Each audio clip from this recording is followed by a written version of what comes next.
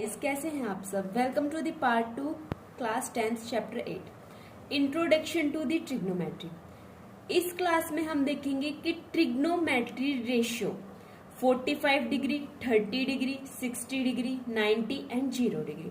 तो सबसे पहले हम देखते हैं कि ट्रिग्नोमेट्री रेशियो ऑफ 45 डिग्री।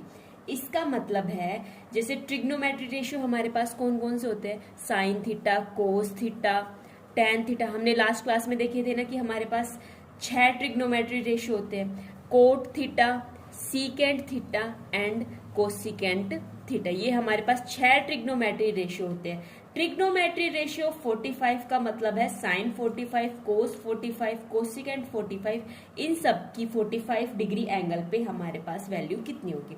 तो सबसे पहले ये ट्रिग्नोमेट्री फंक्शन है, इतना हमें पता है कि राइट एंगल ट्राइंगल के अंदर ही अप्लाई होता है। जो साइन थीटा, कोस थीटा, जितने भी ट्रिग्नोमेट्री रेशियो है वो सबसे पहले तो हमारे पास राइट एंगल ट्राइंगल के अंदर ही अप्लाई होते हैं। तो हमने सपोज कर ली है कि ए बी सी हमारे पास कोई भी एक राइट एंगल ट्राइंगल है। एक एंगल हमारे पास 90 डिग्री है, एक एंगल 90 डिग्री है, एक एंगल मेरे पास 45 डिग्री होना चाहिए। क्यों? क्योंकि मेरे को 45 डिग्री पे ही वैल्यू निकालनी है। तो बचा हुआ एंगल मेरे पास कितना होगा, 45 होगा। क्यों? क्योंकि सम ऑफ ट्राइंगल मेरे पास कितना होता है, 180 डिग्री होता है। ठीक है, अभी देखना हमें वैल्यू निकालनी है साइन 45। अब साइन 45 मेरे पास साइन थीटा होता किसके इक्वल है, साइन थीटा मेरे पास इक्वल होता है परपेंडिकुलर अपॉन हाइपोटेन्यूज। ठीक है, इतनी बात आई समझ में। अब साइन 45, अब इसमें परपेंडिकुलर मेरे पास क्या है, ए बी। ठीक है, और हाइपोटेन्यूज मेरे पास क्या है, ए सी है। इतनी बात आई समझ में। लेकिन एक बात बताना, आइसोसेलेस ट्राइंगल होती है। आइसोसेलेस ट्रायंगल में हमें पता है कि जो हमारे पास दो एंगल होते हैं वो इक्वल होते हैं। दो एंगल इक्वल है तो उनके साथ वाली, उनके अपोजिट वाली साइड भी मेरे पास क्या होती है, इक्वल होती है। इस एंगल के अपोजिट है मेरे पास BC, जो मेरे पास इस एंगल के अपोजिट साइड है वो मेरे पास है AB। ये दोनों साइड इक्वल है। क्या मैं इन दोनों साइड को A मान सकती हूँ? बिल्कुल, इन दोनों साइड को मैंने अपनी तरफ से A मान लो, B मान लो, X मान लो, Z वट। ठीक है, कुछ भी आप मान सकते हो। तो ये साइड भी मेरे पास ए है, ये साइड भी मेरे पास ए है। अच्छा, ये दोनों साइड मेरे पास ए है तो ये साइड मेरे पास क्या हो जाएगी, a√2। क्यों? पाइथागोरस थ्योरम की हेल्प से। तो यहां से मेरे पास साइन थीटा किसके इक्वल आ जाएगा, परपेंडिकुलर अपॉन हाइपोटेन्यूज मेरे पास है a√2। तो साइन 45 की बात चल रही है ना, तो इधर साइन 45 की वैल्यू मेरे पास हो जाएगी 1/√2। सेम इसी टाइप से जब आप कोस 45 की वैल्यू निकालोगे तो आपके पास क्या होती है, बेस अपॉन हाइपोटेन्यूज, जिसकी वैल्यू ऑल्सो मेरे पास 1/√2 हो जाएगी। ठीक है, अब मेरे पास टेन थीटा किसके इक्वल होता है, परपेंडिकुलर अपॉन बेस, जो मेरे पास a/a मतलब 1। तो इस टाइप से टेन 45 की वैल्यू मेरे पास 1 हो गई। सिमिलरली आप इसी टाइप से कोट थीटा की वैल्यू निकाल सकते हो, जो क्या होता है 1/tan थीटा। सीकेंट थीटा की वैल्यू निकाल सकते हो 1/कोस थीटा। कोसिकेंट थीटा की वैल्यू निकाल सकते हो 1/साइन थीटा। ठीक है, वेरी गुड। इतनी बात हमें समझ में आई। इतनी बात समझ आने के बाद अब हम देखते हैं ट्रिग्नोमेट्री रेशियो किसका, 30 डिग्री के लिए और 60 डिग्री के लिए। अभी एंगल मेरे को एक तो 30 चाहिए, एक मेरे को क्या चाहिए, 60 डिग्री एंगल चाहिए। अभी मैंने एक इस टाइप की ट्राइंगल कंसिडर की है। अभी ये मत बोलना कि इसमें तो परपेंडिकुलर है नहीं, राइट एंगल ट्रायंगल है नहीं, अभी धीरे धीरे पता चलेगा। ये एक मेरे पास इक्विलेटरल ट्रायंगल है जिसमें मेरे पास सारे एंगल कितने डिग्री के हैं, 60 डिग्री के एंगल हैं। अब इस इक्विलेटरल ट्रायंगल में जब मैं एक मतलब एक परपेंडिकुलर ड्रॉ कर रही हूँ जो मेरे पास 90 डिग्री का एंगल बना रहा है, यदि ये कंप्लीट मेरे पास 60 था तो इतना एंगल मेरे पास 30 डिग्री हो जाएगा। ये मेरे पास 60 डिग्री एंगल है, ये मेरे पास कितने डिग्री एंगल है, 60 डिग्री एंगल है, और ये मेरे पास क्या हो गया, 90 डिग्री हो गया। अब ये एक ट्रायंगल बन गई, इस ट्रायंगल का सम मेरे पास कितना हो गया, 180 डिग्री हो गया। इतनी बात आई समझ में। अब इससे पहले मैं क्या शो करूंगी कि ए बी, और इस पॉइंट का नाम दे देती हूँ डी, ABD ये मेरे पास कॉन्ग्रेंट है ACD के, ऐसा मैंने बोल दिया। अब ये कॉन्ग्रेंट क्यों है, क्योंकि देखो इसका ये एंगल भी इक्वल है, ये एंगल भी इक्वल है, ये एंगल भी इक्वल है। तो भाई एंगल क्राइटेरिया के ये मेरे पास क्या हो जाएंगे, दोनों ट्राइंगल कौन सी, ए बी डी सिमिलर हो जाएगी किसके, ट्राइंगल ए डी सी के। ठीक है, अब ऐसा होने के बाद क्या मैं ऐसा लिख सकती हूँ कि मेरे पास बी डी किसके इक्वल है, डी सी के इक्वल है। बी डी मेरे पास डी सी के इक्वल है क्योंकि ये दोनों साइड मेरे पास क्या हो गई है, कॉन्ग्रुएंट हो गई है। इतनी बात आई। अब क्या मैं इस कंप्लीट BC को किसके इक्वल लिख सकती हूँ, या फिर ऐसा कर लो ना कि BD किसके इक्वल लिख सकती हूँ, हाफ ऑफ BC के इक्वल लिख सकती हूँ। अब तीनों एंगल इक्वल है तो तीनों साइड भी मेरे पास इक्वल होंगी। तीनों साइड को मैंने अपनी तरफ से A सपोज कर लिया है।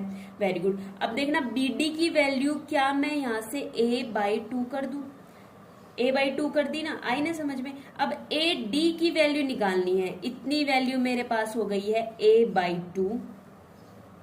या फिर एक काम कीजिए, इन तीनों साइड को आप है ना 2A कंसिडर कर लीजिए। क्यों, क्योंकि ये फिर इसका हाफ है ना, ये मेरे पास A ही हो जाएगी, ये साइड A हो जाएगी, ये साइड A हो जाएगी। इतनी बात आई।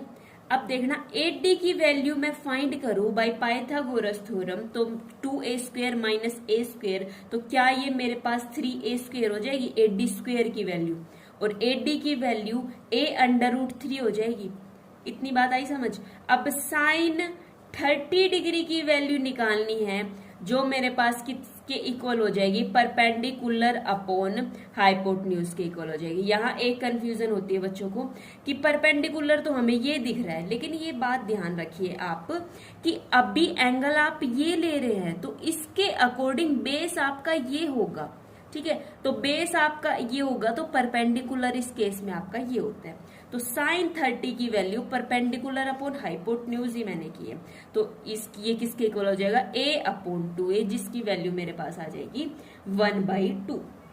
सेम इसी टाइप से आप और सभी ट्रिग्नोमेट्री रेशियो की वैल्यू फाइंड कर सकते। सेम इसी टाइप से cos 30 की वैल्यू फाइंड कर लेंगे, जो किसके इक्वल हो जाएगी, बेस अपॉन, बेस क्या है यहाँ पे मेरे पास, AD अपॉन क्या है ये, हाइपोटेन्यूज AB। ठीक है, AD की वैल्यू मैंने निकाल ली इधर से A√3, और AB की वैल्यू मेरे पास कितनी है, 2A है, तो √3/2।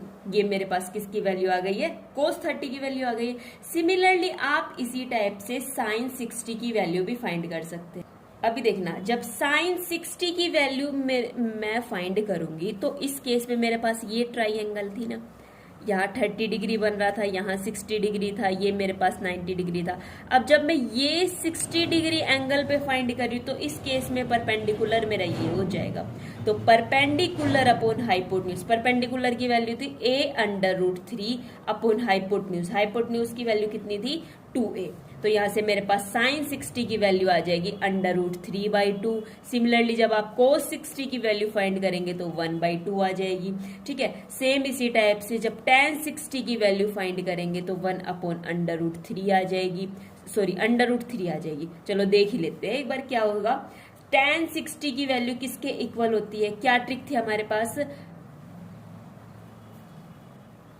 ठीक है, पंडित बद्री प्रसाद हर हर बोले, यही तो ट्रिक होती थी। तो tan 60 की वैल्यू किसके इक्वल होती है, परपेंडिकुलर अपॉन बेस। परपेंडिकुलर मेरे पास ये है, इसकी वैल्यू होती है A√3 अपॉन बेस, बेस मेरे पास ये है जिसकी वैल्यू A है, तो √3 हो जाएगी tan 60 की वैल्यू। सेम इसी टाइप से यदि tan 30 की वैल्यू करोगे आप तो इस केस में परपेंडिकुलर ये हो जाएगा, तो 1/√3 हो जाएगी। ठीक है, आप फाइंड कर सकते हो cot 30 की वैल्यू, secant 30 की वैल्यू, इन सब की वैल्यू आप अच्छे से फाइंड करें। कुछ भी नहीं है, cot 30 की वैल्यू इनवर्सली प्रोपोर्शनल होता है किसके, cot tan थीटा की, तो इसकी वैल्यू हो जाएगी मेरे पास क्या, √3। ठीक है, अब cos 30 की वैल्यू मैंने कितनी फाइंड की थी, √3/2, तो सेम इसी टाइप से secant 30 की वैल्यू क्या हो जाएगी, 2/√3। इतनी बात आई समझ। अब आता है बहुत इंटरेस्टिंग कि ट्रिग्नोमेट्री रेशियो 0 डिग्री के लिए और 90 डिग्री के लिए कितना होगा। एक बात ध्यान देना, ये मेरे पास क्या होती थी, एक राइट एंगल ट्रायंगल, या फिर इस टाइप से ले लो कि ये मेरे पास एक राइट एंगल ट्रायंगल है ना। एंगल कितना बन रहा है, 0 डिग्री, 0 डिग्री एंगल बन रहा है, मतलब ये साइड, कोई सी भी साइड ले लो आप अपनी साइड से, कि जो ये हाइपोटेन्यूज है ये पूरी बेस के साथ मैच हो रही है। कैसे, अरे देखो, जब एंगल मेरे पास ये है, ठीक है। अब ये साइड पूरी बेस के साथ मिल जाएगी तो यही बेस है और ये ही मेरे पास हाइपोटेन्यूज है, ठीक है। अब परपेंडिकुलर तो मेरे पास होगा तभी तो होगा, तब कुछ हाइपोटेन्यूज होगी तभी तो ये मैच होगा। अब ना ही कुछ परपेंडिकुलर है ना ही कुछ हाइपोटेन्यूज है, ठीक है। अब साइन थीटा की वैल्यू मेरे पास होती है परपेंडिकुलर अपॉन हाइपोटेन्यूज।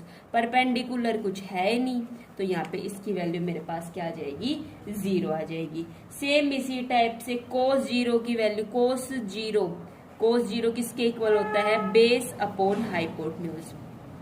अब देखना, जो मेरा बेस है वो ही मेरा हाइपोटेन्यूज है, दोनों एक साथ है, इसका मतलब है बेस और हाइपोटेन्यूज इक्वल है। अरे देखो ना, इतना ही बेस है इतनी ही हाइपोटेन्यूज है, दोनों इक्वल है तो दोनों कैंसिल हो जाएंगे, तो इसकी वैल्यू मेरे पास कितनी आ जाएगी, 1 आ जाएगी। सेम इसी टाइप से tan 0 की वैल्यू किसके इक्वल होती है, sin 0 अपॉन cos 0, जिसकी वैल्यू किसके इक्वल हो जाएगी, 0 के इक्वल हो जाएगी। क्यों, क्योंकि sin 0 की वैल्यू 0 होती है, 0 अपॉन समथिंग मेरे पास क्या हो जाता है, 0 हो जाता है, ठीक है। तो इस वीडियो में हम इतना ही रखते हैं। Trigonometry ratio